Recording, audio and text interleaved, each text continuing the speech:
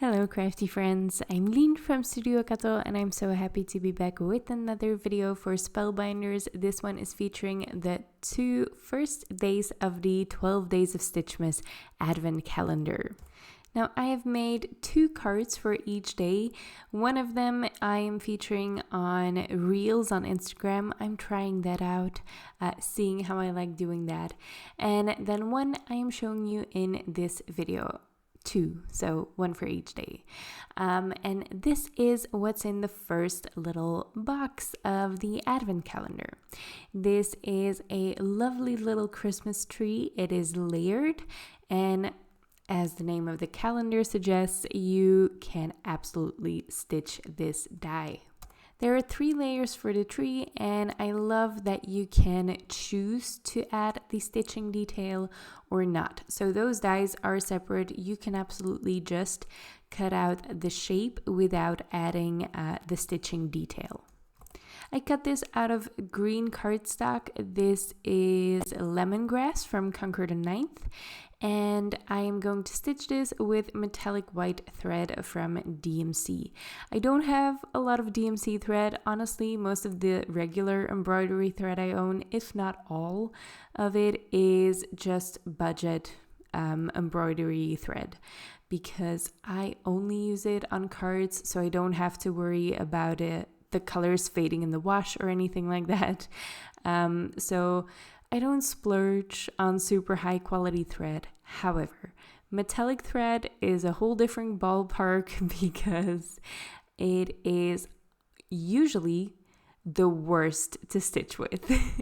It gets tangled up in itself so quickly. It's honestly a pain to work with, but the DMC thread, I thought I'd try it because I've seen card makers use it a lot. And none of them complained about it. So I tried it, and it is honestly the only decent metallic thread that I've ever worked with. So I am definitely buying more colors in this. For now, I only have the white and gold, but I am using it a ton for this Stitchmas calendar. Now, these dies are super easy to stitch. There are just a couple holes, so you can't really get mistaken, but even if you did, there are embossed or debossed lines that the die debosses in your cardstock, that just shows you where the thread is supposed to go. So they kind of connect the dots for you. It's really simple. It's hard to see on video, but super easy to tell in real life. And yeah, it's just very easy to stitch these. All you do is you secure the thread on the back of your project when you start. You can do this by knotting, but if I have enough space on the die cut, I like to just tape it in place with some regular old Scotch tape. And then I do the same when I finish off my project. So with the end of the thread, I do the exact same thing. And then it's time to adhere all of these together. Now I do have to admit, this was slightly painful because of the Scotch tape, because Scotch tape is, non-porous, so it was a little bit hard to adhere down with liquid glue. For my background, I am using this new 3D embossing folder from Spellbinders. This is the Evergreen embossing folder, and it's going to be my go-to one for the holidays. You are going to see this a lot from me. I really love this. I also used it for the new Dancin' Christmas release, which is so lovely. Actually, I will leave a link to my little release overview video for Spellbinders for September in the description below, because there are a lot of fun different new products coming out there, and it's just really lovely. I love these release videos. I love doing them because I just get to gush about all the new things and show you some card ideas. On that dark blue embossed background, I am just going to add some gold splatter, really simple. I am using the Coloro paints. I finally figured out the name. It is absolutely, definitely Coloro. They changed it from Finetech. If you have the Finetech paints, these are exactly the same thing. I think they just rebranded. Yeah, so they do have different packaging now as well. Don't get mixed up with that. It's the same paint. For my sentiments, and I'm using these a ton for the Stitchmas calendar, I'm using the Comfort and Joy sentiments. I have previously foiled these and die cut them for another project, but these foil a ton of sentiments at once. So you foil, I think it's 6 sentiments altogether, and then there's one die to cut them all out. I foiled them with opaque white hot foil on just some brushed gold cardstock. And it's my go-to thing to do for sentiment strips, foiling in white on brushed gold. It just looks perfect every single time. I really love it. Yeah, so I have a bunch of those sentiment strips. You're going to see me use them a lot because they're great. I love sentiment strips. They're so easy to add to a card because sometimes I really struggle where I should place my sentiment, and I think a strip makes that really easy. This is more of a banner shape, I guess, but still very easy. So that's the finished card. I added some gold gems to it, and this is the second card I made with it. Very, very clean and simple, monochromatic white and gold. I really love this. I didn't even do any stitching on this. So I did cut the stitch detail on that white tree. So you have some debossed detail there. I love that. But I didn't do any of the actual stitching. Now this is day 2, and it's a little candle scene. You get 2 candles in it, a background for them, so it's really easy to assemble them before you put them on the card, which I always find, I'm always very appreciative of that. When there's like a little shadow die included for something like this, where there's a lot of elements that you don't really want to fuss with separately on your card, if that makes sense.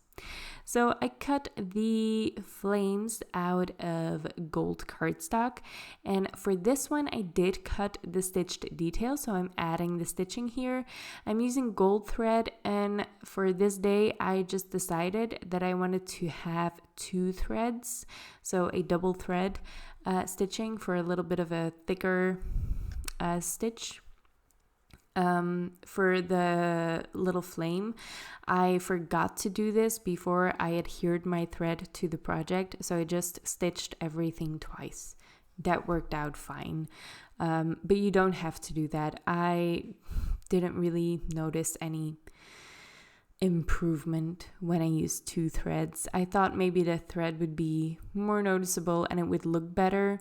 It is more noticeable. I don't necessarily prefer that look, so I'll save my thread, be a little stingy there, and I'm probably not going to do the double thread again.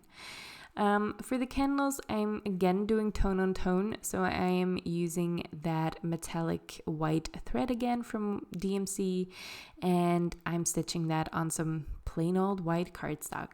You can definitely be more creative with this. I decided not to be. I like stitching that is subtle, so it just adds a little bit of texture. It doesn't necessarily add too much to the design. Like gold uncolored cardstock I really like, and white on some light colored cardstock, I really like that as well. But I have yet to use a lot of colored thread in these projects. I used it once on an ornament die, I think, but that's it so far. And yeah, I like it that way. I like my stitching to be a little subtle, so it's just a fun little texture that's added and not necessarily the whole point of the card, if that makes sense. I'm assembling these little candles. I'm using some foam tape to adhere them down. I find that, of course, I love the dimension, the foam tape adds. I've always loved that. But especially if you have some stitching on the back, some thread on the back of your cardstock, it's just easier to adhere it down with foam tape instead of liquid glue. Now I am going to pull in a couple of more products for this card. I wanted to add a bunch more holly and, foliage and flowers to this card because there is a little bit of a holly die included with those candles, and it's great, but I wanted more of it. So I pulled out the layered poinsettia tree die set.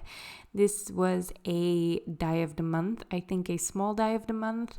And when I make this video, it's still in stock. So it might still be in stock when this video goes up, but I am making this video a couple days before that.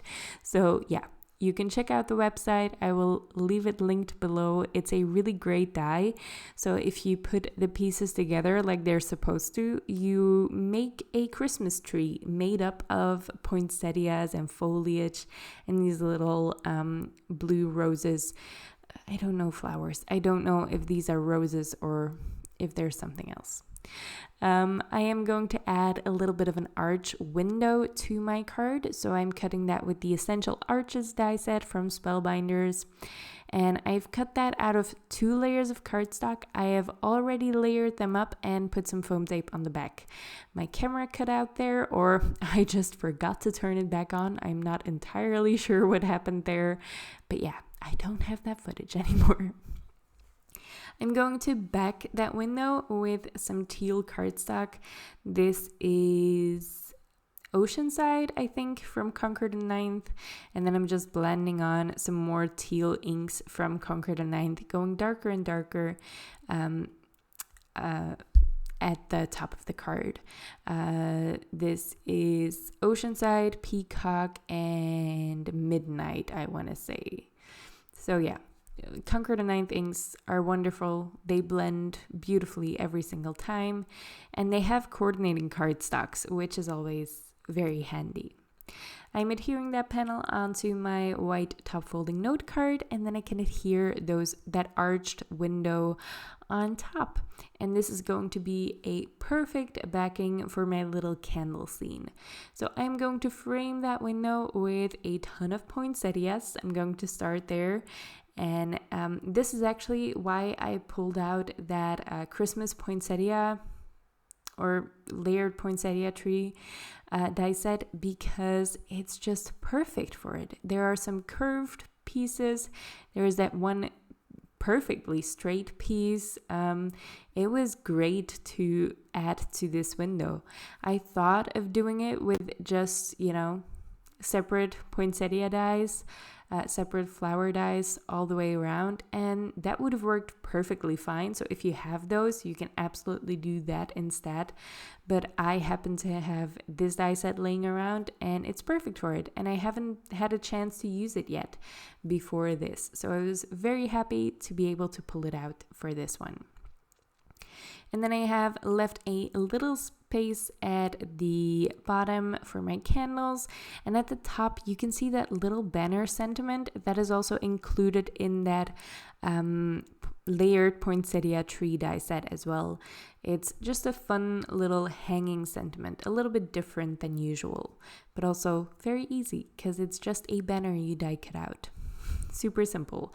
I love it when my sentiments are simple. That way I actually remember to add them to my cards. I'm going to finish this off with some holly and some berries as well. These are all included in the Stitchmas calendar, so the holly and the berries, they go perfectly with those candles, and you can see them again here in that more clean and simple white card I made on Instagram Reels. If I figure out how to upload those reels as YouTube shorts, I will do that. I haven't had the time to figure that out yet, so I will try to get to that as soon as possible because, yeah, I am very unfamiliar with creating short video content, and I wanted to try it, and maybe it's gonna work out, maybe it's not gonna work out past this Stitchmas calendar, but I'm having fun experimenting with it anyway.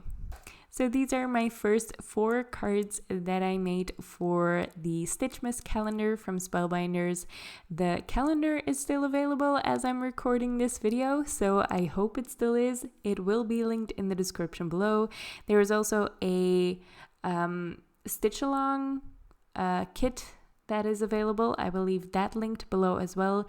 And of course, there is the Crafty Advent Calendar too. That's a whole different calendar that is also available at Spellbinders. I hope you enjoyed this video. I hope you like the cards. Thank you so much for watching. Don't forget to subscribe because I hope to see you next time. Bye.